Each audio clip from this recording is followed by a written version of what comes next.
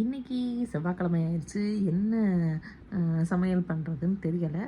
பார்ப்போம். நைட்டே பச்சி வந்து குருமா ரெசிபி அனுப்பி எனக்கு காலைல குருமா தான் வேணும் அப்படின்னு சொன்னதுனால இன்றைக்கி நான் குருமா தான் பண்ண போகிறேன். எப்படி செய்யலான்றதை பார்க்கலாம். குருமா வைக்கிறதுக்கு ரொம்ப எதுவும் தேவை கிடையாது. என்னென்ன காய்கறியெல்லாம் நீங்கள் யூஸ் பண்ணலையோ அந்த காய்கறிலாம் குக்கரில் போட்டு பண்ணிட வேண்டியதான். 10 நிமிஷம் தான் ஆகும். ரொம்ப இதுக்காக டைம் செலவாகாது. சரி பார்க்கலாம். கடாயை வந்து எடுத்தோன்னே காய வச்சுட்டேன். இப்போ இதில் வந்து எண்ணெய் ஊற்றணும்.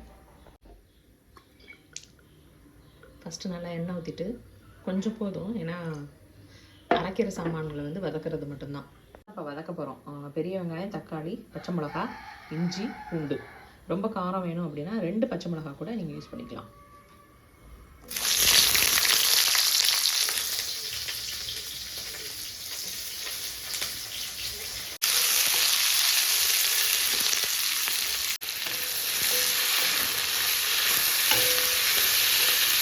இந்த அளவுக்கு வந்து வதங்கினா போதும், ஏன்னா அதை நம்ம அரைக்க தான் போகிறோம். லைட்டாக வதங்கினாலே அதோட பச்சை வாசம் எல்லாமே போயிடும்.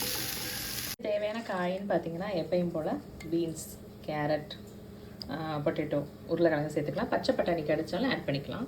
நான் இன்றைக்கி இது தான் எடுத்திருக்கேன். இப்போ இது வந்து சுடுதண்ணி வந்து கொஞ்சமாக வந்து மீல் மேக்கர் வந்து ஊற வச்சிடுறேன்.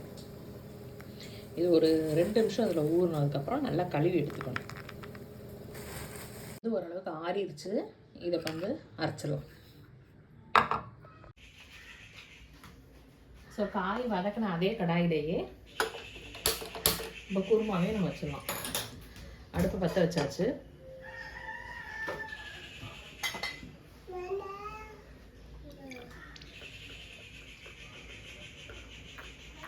இப்போ எண்ணெய் காஞ்சோன்னே இதில் வந்து கிராம்பு, பட்டை, சோம்பு அதெல்லாம் போட்டுக்கோங்க. ஏலக்காய், கருவேப்பிலை.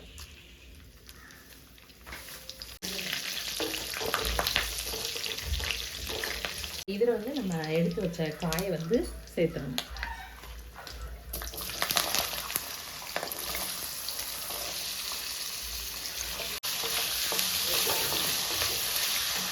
இந்த காய் வதங்குறதுக்கு உப்பு,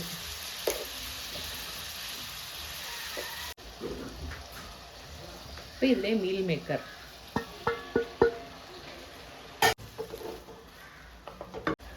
மஞ்சள் தூள், தனி மிளகாய்த்தூள் கொஞ்சம், மல்லித்தூள், இதில் கொஞ்சம் கரம் மசாலா. இது வந்து நம்ம குக்கரில் பண்ண போகிறோம், அதனால வந்து லைட்டாக வதங்கினா போதும். அரைச்சி வச்ச வெங்காயம், தக்காளி,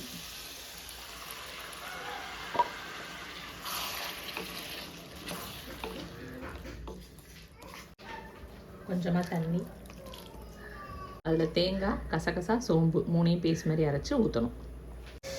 இப்போ இந்த தேங்காய் தண்ணி, அரைச்ச தண்ணி இதை ஆட் பண்ணாலே கொஞ்சம் தண்ணி ஆயிரும்.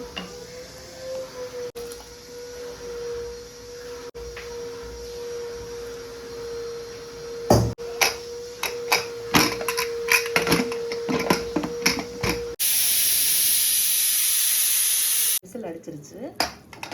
இப்போ வந்து இந்த மாதிரி இருக்கு. இதை வந்து மறுபடியும் அதே கடாயில்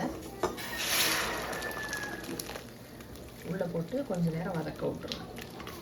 லாஸ்ட் ஸ்டேஜ் வந்த பின்னாடி கொஞ்சமாக கொத்தமல்லி மட்டும் தூவி விட்டுருங்க.